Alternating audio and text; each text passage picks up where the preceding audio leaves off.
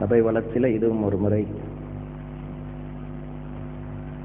ஆனாலும் நம்முடைய சுற்று வட்டாரங்கள் சந்திக்கப்பட வேண்டும். அதற்காக தொடர்ந்து ஜெபிப்போம். இந்த நாளிலும் நம்மத்திலே கர்த்தருடைய வசனத்தை கொண்டு வரும்படியாக நம்முடைய நல்ல சமாரியன் ஸ்தாபனத்திலே மூத்த போதகரும் பல ஆண்டுகளாக ஏறத்தாழ 30 ஆண்டுகளுக்கு மேலே ஸ்தாபனத்தோடு கூட ஐக்கியப்பட்டு நம்முடைய பசுமலை சபையில பாஸ்டராக இருக்கிற பாஸ்டர் ராஜன் அண்ணன் அவர்கள் நம்மத்திலே வந்திருக்கிற குடும்பமாக அக்காவோடு கூட வந்திருக்கிறார்கள். அவர்கள் இந்த நாளில் கர்த்தருடைய செய்தியை கொண்டு வர இருக்கிறார்கள். நம்முடைய பாஸ்டர் மரித்த பொழுது அவள் வாரணாசியிலே ஊழியம் செய்து கொண்டிருந்ததுனால அந்த நாளில் வர முடியவில்லை. ஆனால் பிரேயர் மீட்டிங்கில் கொடுத்த சாட்சியை நீங்கள் எல்லாரும் கேட்டிருப்பீர்கள். இந்த நாளில் கர்த்தருடைய வசனத்தை கொண்டு வர இருக்கிற தேவனுடைய தாசனை கரங்களை தட்டி எல்லாரும் வரவேற்போமாக. ஹல்லேலூயா.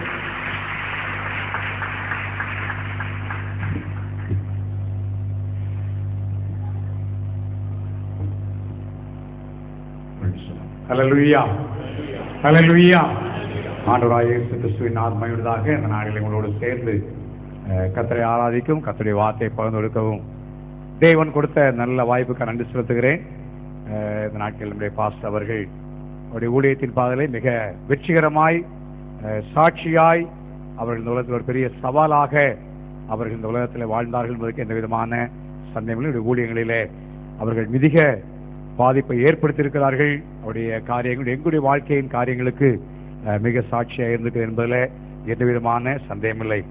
இந்த காலவெளியிலும் உங்களோடு கர்த்தருடைய வார்த்தையை பகிர்ந்தபடியாய் நான் யோசித்த வேளை தேவன் என் இதயத்தில் வைத்த ஒரே ஒரு வார்த்தையை மையமாய் வைத்து உங்களோடு நான் பகிர்ந்தபடியாக விரும்புகிறேன். எபிரேயர் நிருபம் 10ஆம் அதிகாரத்துக்கு நேராய் நம்முடைய கவனம் திருப்புவோம். எபிரேயர் நிருபம் 10ஆம் அதிகாரம்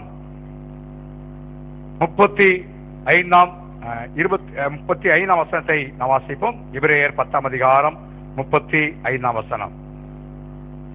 ஆகையால் மிகுந்த பலனுக்கு ஏதுவான உங்கள் தைரியத்தை விட்டு விடாதிருங்கள். இந்த காலவெளியிலே தேவனுடைய ஆவியானவர் இந்த வார்த்தையை மையமாய் வைத்து இந்த வருஷத்தின் இறுதியிலே வந்திருக்கிற நம்மளோடு சில காரியங்களை நம் அறிமுகமான சில காரியங்களை ஞாபகப்படுத்தும்படியாக தேவன் உள்ளத்திலே பாரப்படுத்தினதுனால நான் அதே வார்த்தையை பகிர்ந்துள்ளபடியாய் விரும்புகிறேன்.